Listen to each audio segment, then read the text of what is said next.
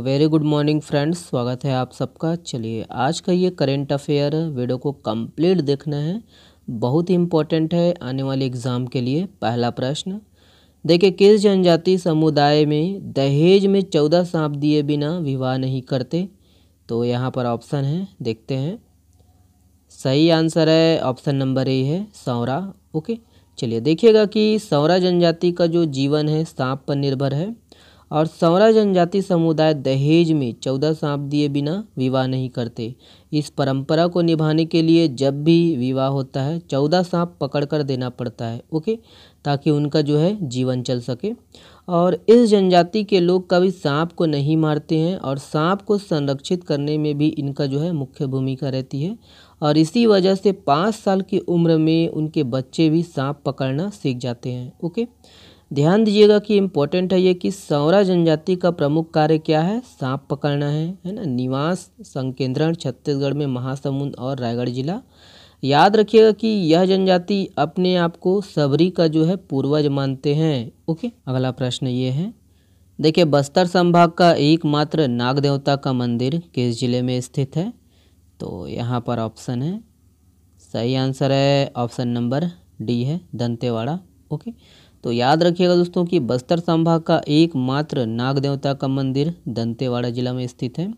और दंतेवाड़ा जिला की जो है विकास खंड गीदम से कुछ ही दूरी पर ग्राम नागफनी में नाग देवता का प्राचीन मंदिर है और नाग देवता के नाम पर ही इस गांव का नाम पड़ा है नागफनी। ओके, और नाग पंचमी के दिन यहाँ विशाल मेला का आयोजन होता है। याद रखिएगा कि यह मंदिर नागवंशी राजाओं द्वारा लगभग 8वीं शताब्दी में स्थापित किया गया था।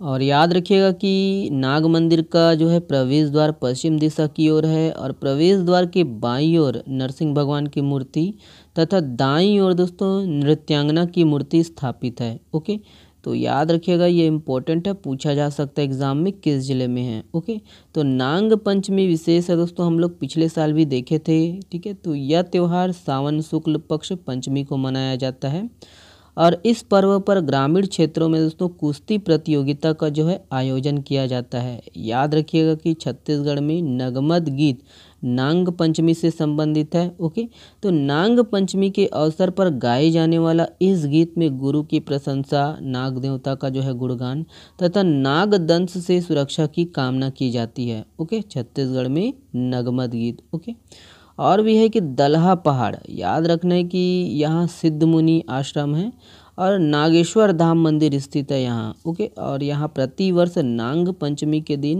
है ना मेला का जो है आयोजन किया जाता है। ओके, तो दलहा पहाड़ में लगता है मेला, है ना। किस जिले में है?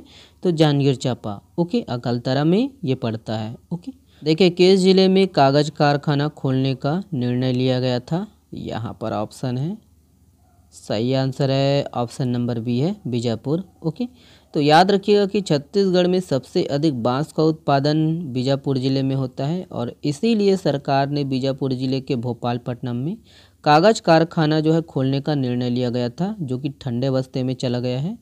और वर्तमान में सालाना 10 लाख टन बांस का उत्पादन हो रहा है, लेकिन नक्सली दहशत के कारण अब भी कई कूप में कटाई शुरू नहीं हो पाई है। ओके, और ये ठंडे बस्ते में चला गया है, इसीलिए चर्चा में था। ओके, चलिए नेक्स्ट प्रश्न ये है, देखिए किसे राज्य का 15वां नगर पालिका निगम बनाने की घोषणा की गई है?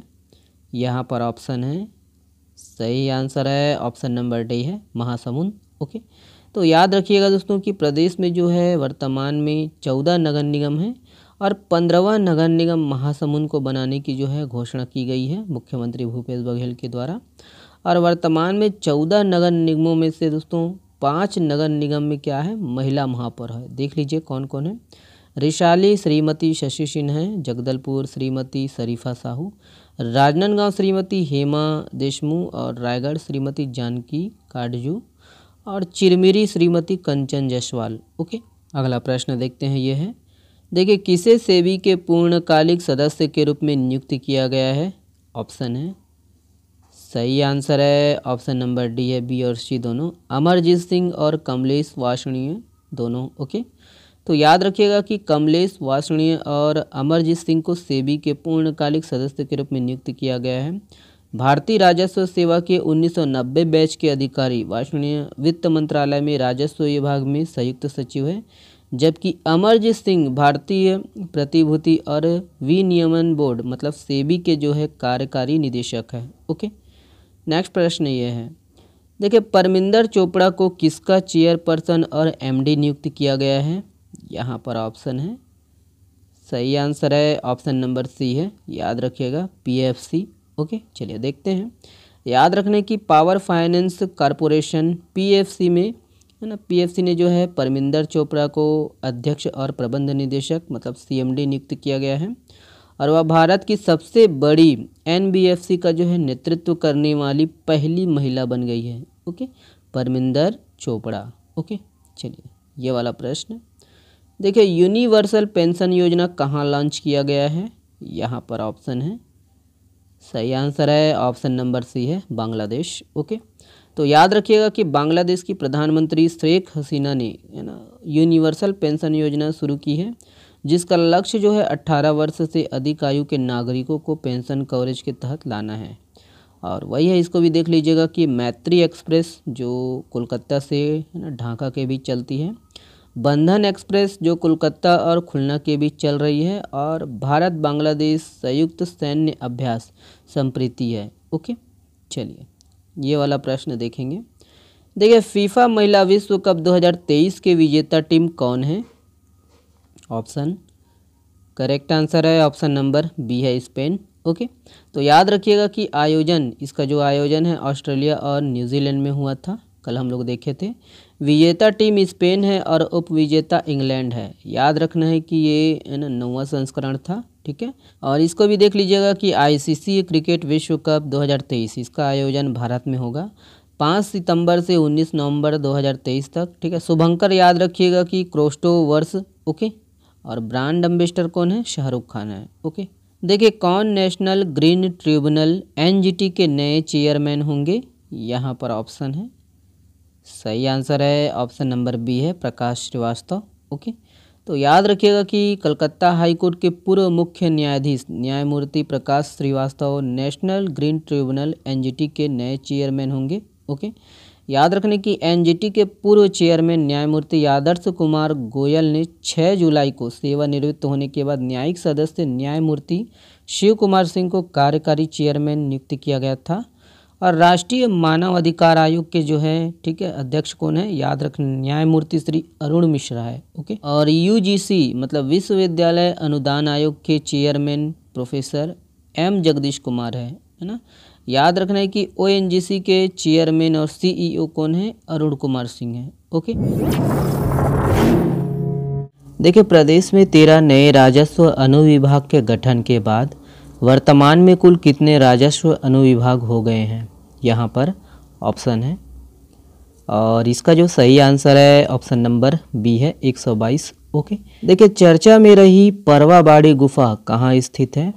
यहाँ पर ऑप्शन है, देखेंगे, और सही आंसर है ऑप्शन नंबर है ना ए है, बस्तर। ओके, देखिए सेंट्रल इलेक्ट्रिसिटी अथॉरिटी की रिपोर्ट के अनुसार प्रदेश में CSPGCL को सर्वश्रेष्ठ विद्युत उत्पादन में देश में कौन सा स्थान मिला है?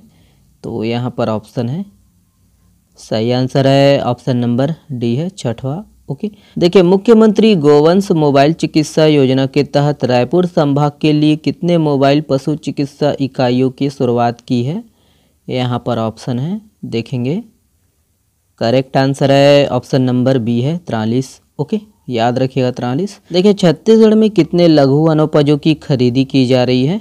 ऑप्शन है यहाँ पर, सही आंसर है ऑप्शन नंबर बी है, 67। ओके, और ये वाला प्रश्न आप लोगों के लिए है, नीति आयोग द्वारा जारी बहुआयामी गरीबी सूचकांक में प्रदेश के कितने लोग गरीबी से बाहर निकले हैं? इसका जवाब आप लोग को देना है कमेंट्स बॉक्स में। ओके, चलिए बहुत बहुत धन्यवाद, वीडियो को देखने के लिए शुक्रिया। इसका PDF डाउनलोड कर सकते हो आप हमारे टेलीग्राम चैनल से, और वीडियो को देखने के लिए शुक्रिया। और हाँ, चैनल में नहीं तो प्लीज़ चैनल को सब्सक्राइब जरूर कर लीजिएगा और वीडियो को अधिक से अधिक शेयर करिएगा। बहुत बहुत धन्यवाद, शुक्रिया।